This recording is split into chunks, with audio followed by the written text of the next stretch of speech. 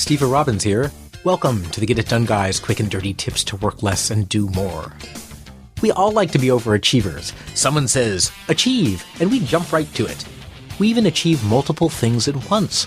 I'll bet you're listening to this while driving or working out. Am I awesomely psychic or what?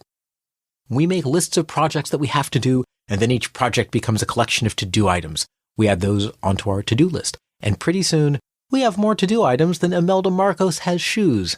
And Imelda has a lot of shoes. It's not easy being Imelda. Imagine being invited to a function. She has a choice of 3,487 pairs of shoes she might wear. How does she decide? Does she organize by color? By how much of the toe is visible? By the number of sequins? My pal Bernice would approve. Or maybe by topological shape. Bernice's boyfriend Melvin would love that. Or how about how many countries Imelda has visited in a given pair? Jet-setting Europa would go wild. It's too hard a problem. Some theoretical mathematicians speculate it will take longer than the lifetime of the universe. Just ask Math Dude. Fortunately, your to-do list is a lot more manageable than Imelda's closet.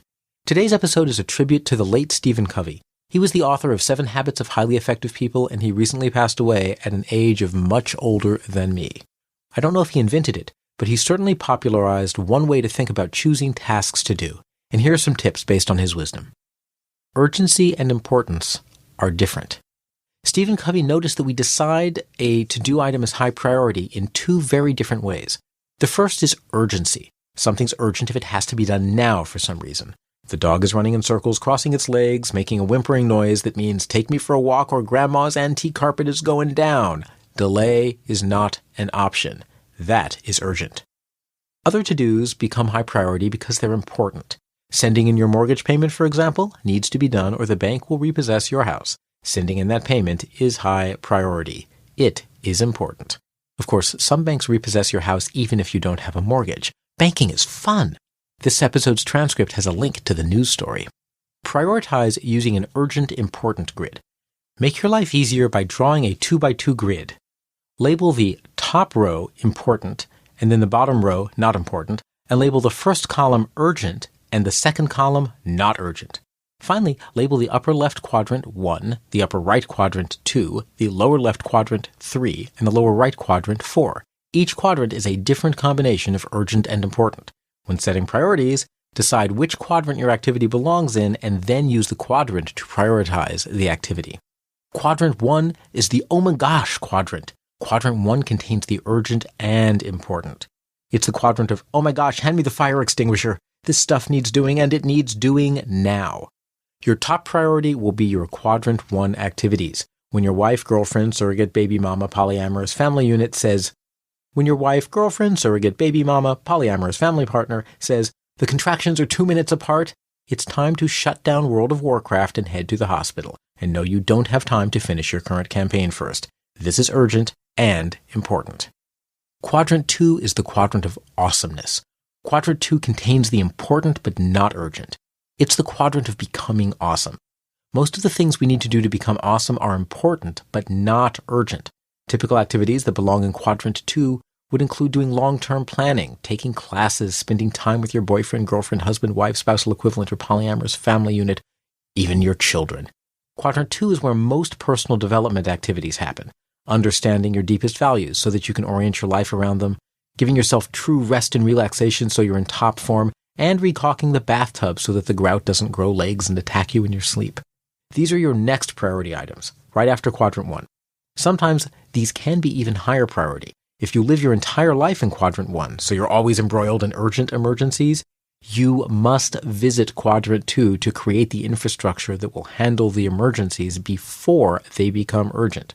Quadrant 2, it's where you get the highest leverage and the biggest boost to your life. It's where you do prevention. It's where you redesign systems and you listen to the Get It Done Guy podcast, obviously. Quadrant 2 also includes non-work stuff, like building friendships, deepening ties with your family, pursuing spirituality and meaning and legacy. All of these things are rarely urgent, but they are the most important parts of life. Do them now. Don't wait until they become urgent. Quadrant 3 is the quadrant of temptation.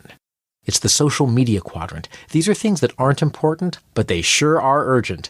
When Bernice gets a bucket of chocolate-covered ice cream bars, I suddenly find myself in a state of near panic. What if they melt while they're sitting in the lunchroom? I'm pretty sure the freezer isn't working right now. We have to eat those right this instant before they melt. It's absolutely vital. Not quite emergencies often fall into quadrant 3, like social media. Someone on Twitter just said our product sucks. We have to respond to this before it blows up. Oh, well, isn't that just a kick in the rubber parts? It's urgent. After all, in the 21st century, it's all about being in conversation with our customers. But is it really important?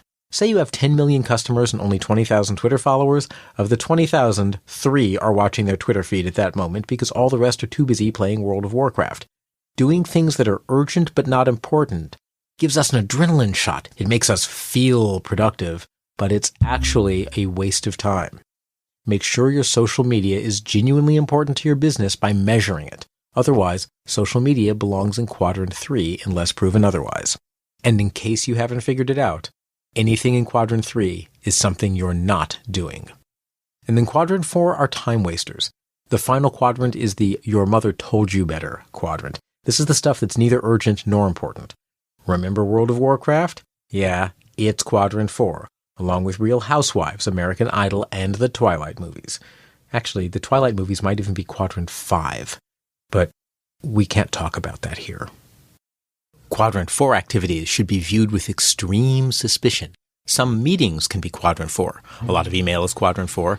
Posting pictures of kittens on Facebook is neither urgent nor important. And neither is getting stoned and inadvertently eating a wall hanging after mistaking it for licorice.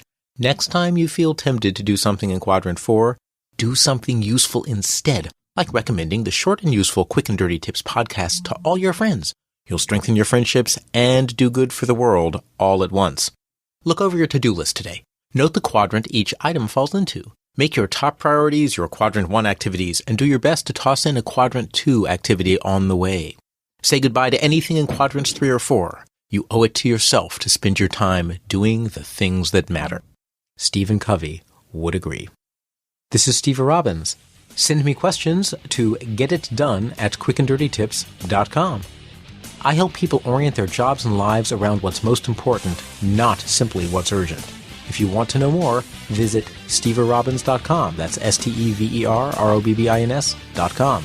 Work less, do more, and have a great life.